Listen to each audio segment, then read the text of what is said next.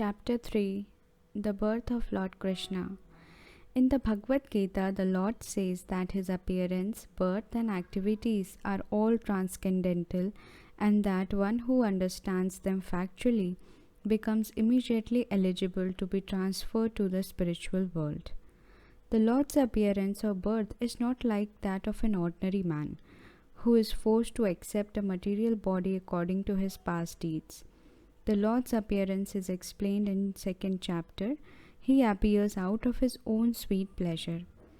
When the time was mature for the appearance of the Lord, the constellations became very auspicious. The astrological influence of the star known as Rohini was predominant. This star is considered to be very auspicious and is under direct supervision of Brahma. According to the astrological conclusions, besides the proper situation of stars, there are auspicious and inauspicious moments due to the different situations of different planetary systems. At the time of Krishna's birth, the planetary systems were automatically adjusted so that everything became auspicious. At that time, in all directions, east, west, north, south, everywhere, there was an atmosphere of peace and prosperity. There were auspicious stars visible in the sky and on the surface of the earth, in all towns and villages and pasturing grounds, and within the minds of everyone. There were signs of good fortune. The rivers were flowing full of waters, and lakes were beautifully decorated with lotus flowers. The forests were full with beautiful birds and peacocks. All the birds within the forest began to sing with sweet voices, and the peacocks began to dance along with their consorts. The wind blew very pleasantly, carrying the aroma of different flowers, and the sensation of bodily touch was very pleasing. At home, the Brahmins who were accustomed to offering sacrifices in the fire found their homes very pleasant for the offering. Due to disturbances created by the demoniac kings, the sacrificial fire had been almost stopped in the houses of Brahmins. But now they could find the opportunity to start the fire peacefully. Being forbidden to offer sacrifices, the Brahmins had been very much distressed in their mind, intelligence, and activities. But just on the point of Krishna's appearance, automatically their minds became full of joy because they could hear the transcendental vibrations in the sky proclaiming the appearance of the Supreme Personality of Godhead.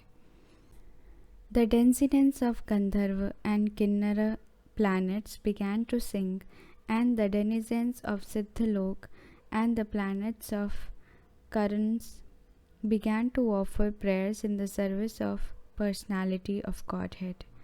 In the heavenly planets, the angels and their wives, along with the Vidyadhars and their wives, began to dance. The great sages and demigods, being pleased, began to shower flowers.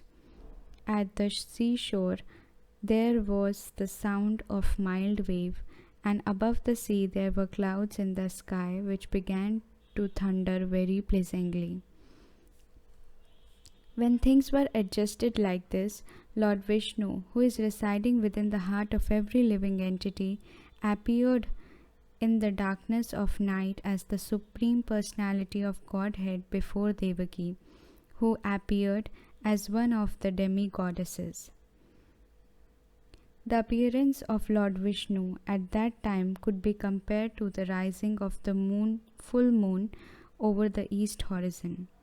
The objection may be raised that since Lord Krishna appeared on the 8th day of the waning moon, there could be no sign of the full moon. In answer to this, it may be said that Lord Krishna appeared in the dynasty which is in the hierarchy of the moon. Therefore, although the moon was incomplete on that night, because of the Lord's appearance in the dynasty, wherein the moon is himself the original person, the moon was in an overjoyous condition, So, by the grace of Krishna, he could appear just like a full moon. In an astronomical treatise by the name Kamanikya, the constellations at the time of the appearance of Lord Krishna are very nicely described.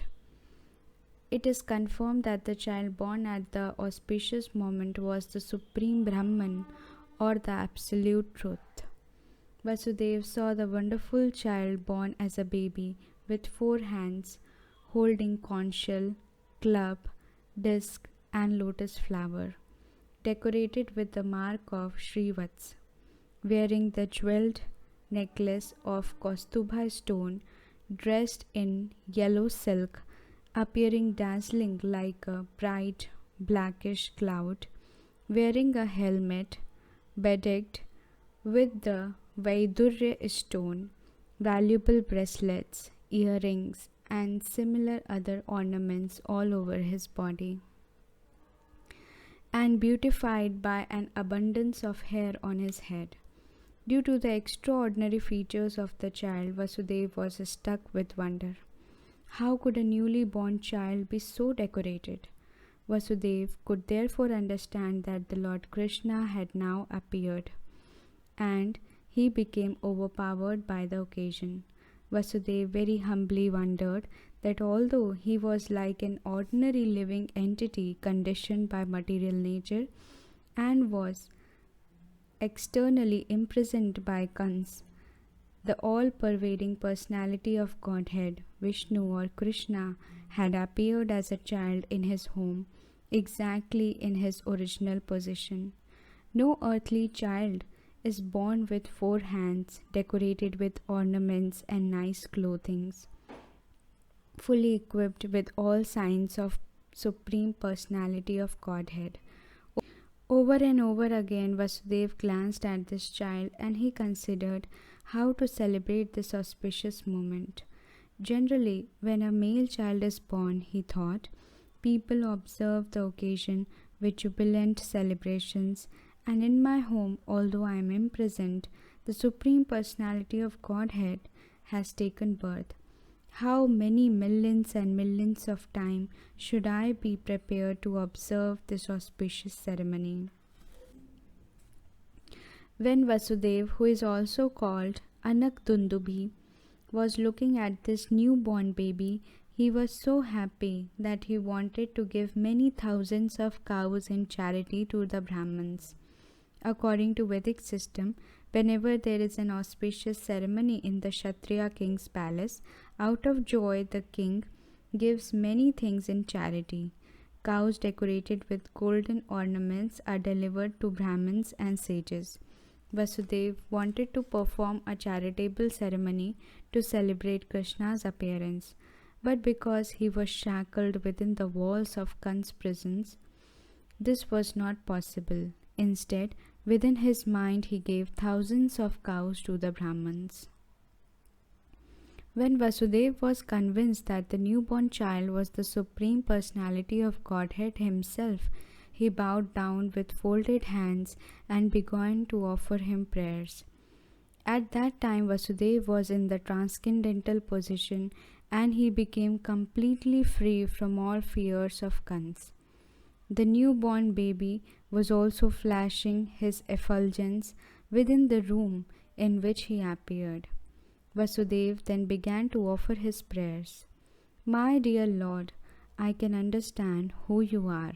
You are the Supreme Personality of Godhead, the super soul of all living entities, and the Absolute Truth. You have appeared in your own eternal form, which is directly perceived by us. I understand that because I am afraid of Kans, you have appeared just to deliver me from that fear. You do not belong to this material world. You are the same person who brings about the cosmic manifestation simply by glancing over material nature. One may argue that Supreme Personality of Godhead, who creates the whole cosmic manifestation simply by his glance, cannot come within the womb of Devaki, the wife of Vasudeva.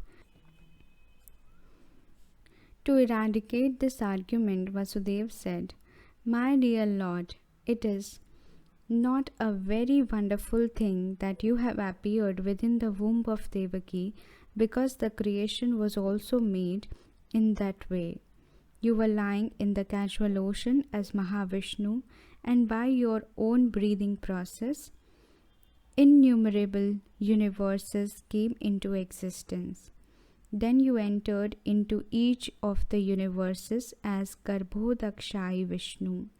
Then again you expanded yourself as Shirodakshayi Vishnu and entered into the hearts of all living entities and even into the atoms.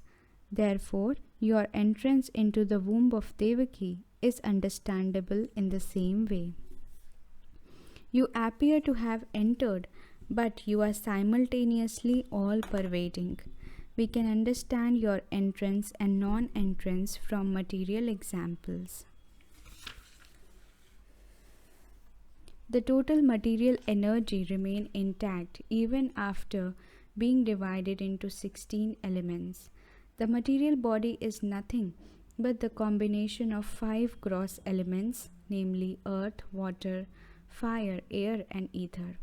Whenever there is a material body, it appears that such elements are newly created, but actually the elements are always existing outside the body.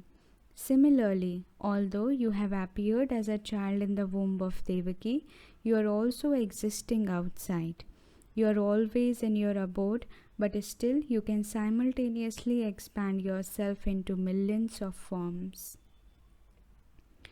One has to understand your appearance with great intelligence because the material energy is so emanating from you. You are the original source of material energy, just as the sun is the source of the sunshine. The sunshine cannot cover the sun globe, nor can the material energy, being an emanation from you, cover you. You appear to be in the 3 modes of material energy, but actually the 3 modes of material energy cannot cover you. This is understood by the highly intellectual philosophers. In other words, although you appear to be within the material energy, you are never covered by it. We hear from Vedic version that the Supreme Brahman exhibits his effulgence and therefore everything becomes illuminated. We can understand from Brahma Samhita that the Brahma Jyoti or the Brahman effulgence emanates from the body of the Supreme Lord, and from the Brahman effulgence all creation takes place. It is also stated in Bhagavad Gita that the Lord is the support of the Brahman effulgence. Therefore, originally he is the root cause of everything. But the person who are less intelligent think that when the Supreme Personality of Godhead comes within this material world, he accepts the material qualities. Such conclusions are not very mature, but are made by less intelligent. The Supreme Personality of Godhead is directly and indirectly existing everywhere. He is outside the material creation and he is also within it. He is within the material creation not only as Garbhodakshayi Vishnu, he is also within the atom. The existence of the atom is due to his presence. Nothing can be separated from his existence. In the Vedic injunctions, we find that the Supreme Soul or the root cause of everything has to be searched out because nothing exists independently of the Supreme Soul. Therefore, the material manifestation is also a transformation of his potency. Both inert matter and the living force, the soul, are emanations from him. Only a foolish conclude that when the Supreme Lord appears, he accepts the conditions of matter. Even if he appears to have accepted a material body, he is still not subjected to any material condition. Krishna has therefore appeared and defeated all imperfect conclusions about the appearance and disappearance of the Supreme Personality of Godhead. My Lord, your appearance, existence, and disappearance are beyond the influence of material qualities. Because your Lordship is the Supreme Brahman and the controller of everything, there is nothing inconceivable or contradictory in you. As you have said, material nature works under your superintendence, just like a government officer working under the orders of the chief executive. The influence of subordinate activities cannot affect you. Since you are the Supreme Brahman, everything is existing within you. And since all the activities of material nature are controlled by your Lordship, none of these activities affect you. You are called Shuklam. Shuklam or whiteness is the symbolic representation of the absolute truth because it is unaffected by the material qualities. Lord Brahma is called Rakta or red because Brahma represents the qualities of passion for creation.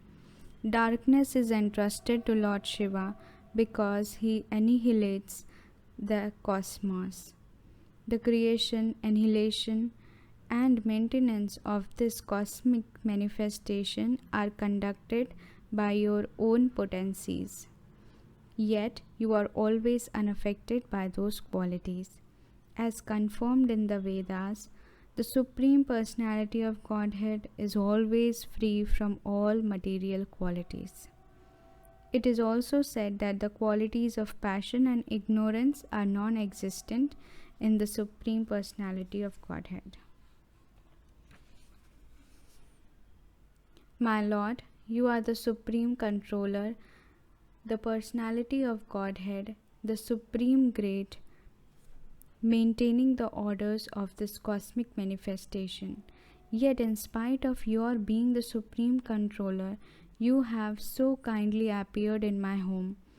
The purpose of your appearance is to kill the followers of the demoniac rulers of the world who are in the dress of royal princes but are actually demons. I am sure that you will kill all of them and their followers and soldiers. I understand that you have appeared in order to kill the uncivilized Kans and his followers. But knowing that you were to appear in order to kill him and his followers, he has already killed so many of your predecessors, your elder brothers. Now he is simply awaiting the news of your birth. As soon as he hears about it, he will immediately appear with all kinds of weapons to kill you. After this prayer of Vasudev, Devaki, the mother of Krishna, offered her prayers. She was very frightened because of her brother's atrocities. Devaki said, "My dear Lord, your eternal forms like Narayan, Lord Ram, Harshish, Varaha, Narsingh, Vaman, Baldev, and millions of similar incarnations emanating from Vishnu are described in the Vedic literature as original. You are original because all your forms as incarnation are outside of this material creation. Your form was existing before this cosmic manifestation was created. Your forms are eternal and all-pervading. They are also self-effulgent, changeless, and uncontaminated by the material qualities. Such eternal forms are ever cognizant and full of bliss. They are situated in transcendental goodness and are always engaged in different pastimes. You are not limited to a particular form only. All such transcendental eternal forms are self-sufficient. I can understand that you are the Supreme Lord Vishnu. After many millions of years, when Lord Brahma comes to the end of his life, the annihilation of the cosmic manifestation takes place. At that time, the five elements, namely earth, water, fire, air, and ether, enter into the Mahatattva. The Mahatattva then enters by the force of time into the non-manifested total material energy. The total material energy enters into the energetic Pradhan, and the Pradhan enters into you. Therefore, after the annihilation of the whole cosmic manifestation, you alone remains within your transcendental name, form, qualities, and paraphernalia. My Lord, I offer my respectful obeisances unto you, because you are the director of the unmanifested total energy and the ultimate reservoir of the material nature. My Lord, the whole cosmic manifestation is under the influence of time, beginning from the moment up to the duration of the year. All act under your direction. You are the original director of everything and the reservoir of all potent energies. All the conditioned souls are actually fleeing from one body to another and one planet to another, yet they do not get free from the onslaught of birth and death. But when one of these fearful living entities comes under the shelter of your lotus feet, he can lie down without anxiety of being attacked by formidable death. This statement of Devaki is confirmed in Bhagavad Gita by the Lord himself. There the Lord says that even after traveling all over the universe, from Brahmalok to Patal-lok, one cannot escape the attack of birth, death, disease, and old age. But one who enters the kingdom of God, the Lord says, is never again obliged to come to the material world. Therefore, my Lord, I request you to save me from the cruel hands of Kansa, the son of Ugrasen. I am praying to your Lordship to please rescue me from this fearful condition, because you are always ready to give protection to your servitors. The Lord has confirmed this statement in Bhagavad Gita by assuring Arjun, you may declare to the world, my devotee shall never be vanquished. While thus praying to the Lord for rescue, Mother Devaki nonetheless expressed her motherly affection. I understand that this transcendental form is generally perceived in meditation by great sages, but I am still afraid, because as soon as Kans understands that you have appeared, he might harm you. So I request that for the time being you become invisible to our material eyes. In other words, she requested the Lord to assume the form of an ordinary child. My only cause of fear from my brother Kans is due to your appearance. My Lord Madhusudan, I wish that Kans may not learn that you are already born. Therefore, I request you to conceal this four-armed form of your Lordship, which holds the four symbols of Vishnu, namely the conch shell, disc, club, and the lotus flower. My dear Lord, at the end of annihilation of the cosmic manifestation, you put the whole universe into your abdomen. Still, by your unalloyed mercy, you have appeared in my womb. I am surprised that you imitate the activities of ordinary human beings just to please your devotee. On hearing the prayers of Devaki, the Lord replied, my dear mother, in the millennium of Swayambhuv Manu, my father Vasudev was living as one of the Prajapatis. His name at that time was Sutap, and you were his wife named Prashni. At that time, when the Lord Brahma was desiring to increase the population, he requested you to generate offspring. You controlled your senses and performed severe austerities. By practicing the breathing exercises of yoga system, you both and your husband could tolerate all influences of the material laws, the rainy season, the onslaught of the winds, and the scorching heat of the sunshine. You also executed all religious principles. In this way, you were able to cleanse your heart and control the influences of the material laws. In executing your austerity, you used to eat only leaves of the trees which fell to the ground. Then, with a steady mind and controlled sex drive, you worshipped me, desiring some wonderful benediction from me. Both of you practiced severe austerities for 12,000 years by the calculation of the demigods. During that time, your mind was always absorbed in me. When you were executing the devotional service and always thinking of me within your heart, I was very much pleased with you. O sinless mother, your heart is therefore always pure. At that time also I appeared before you in this form just to fulfill your desire, and I asked you to ask whatever you desired. At that time you wished to have me born as your son. Although you saw me personally, instead of asking for your complete liberation from material bondage, under the influence of my energy, you asked me to become your son. In other words, to appear in the material world, the Lord selected his mother and father, namely Prashni and Sutap, respectively. Whenever the Lord comes as a human being, he must have a father and a mother.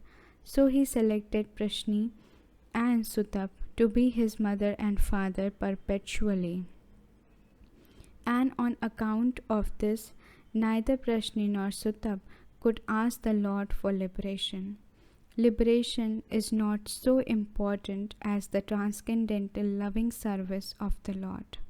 The Lord could have awarded Prashni and Sutap immediate liberation, but he preferred to keep them within this material world for his different appearances, as will be explained in the following verses.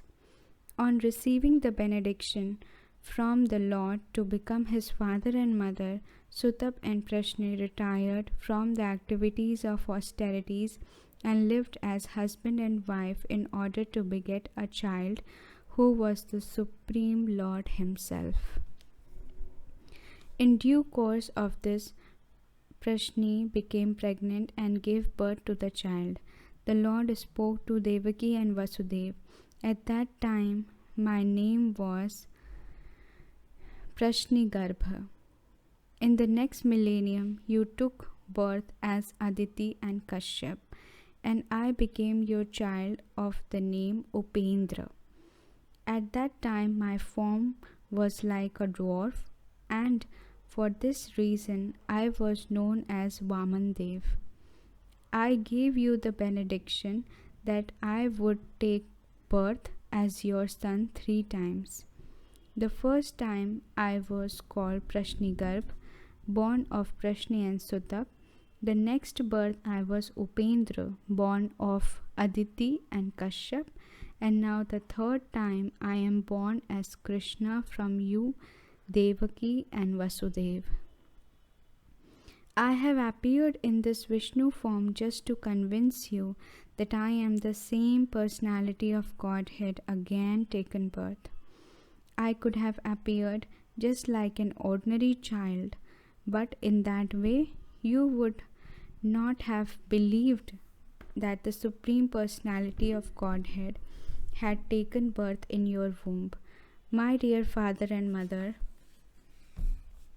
you have therefore raised me many times as your child, with great affection and love, and I am therefore very much pleased and obliged to you. And I assure you that this time you shall go back home, back to Godhead, on account of your perfection in your mission. I know you are very concerned about me and afraid of Kans.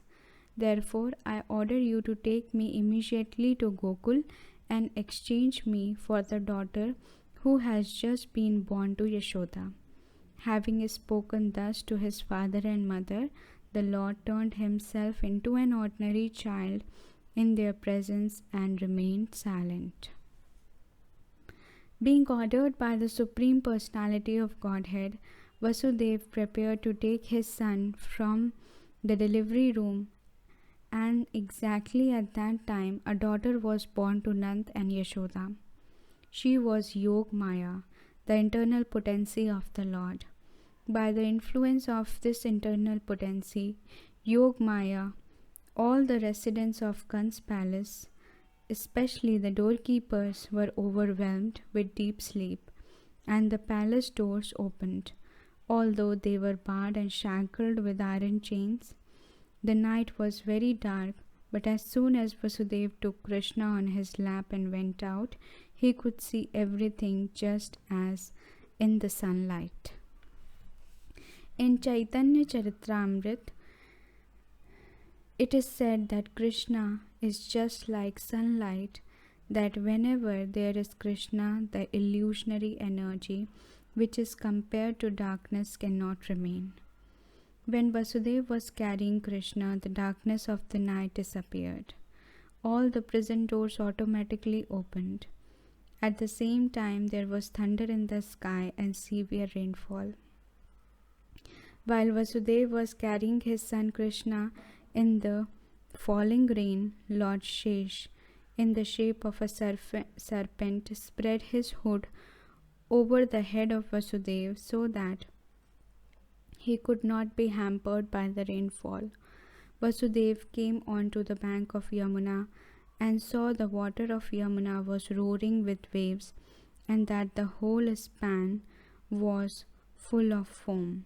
Still, in that furious feature, the river gave passage to Vasudeva to cross, just as the great Indian Ocean gave a path to Lord Ram when he was bridging over the gulf.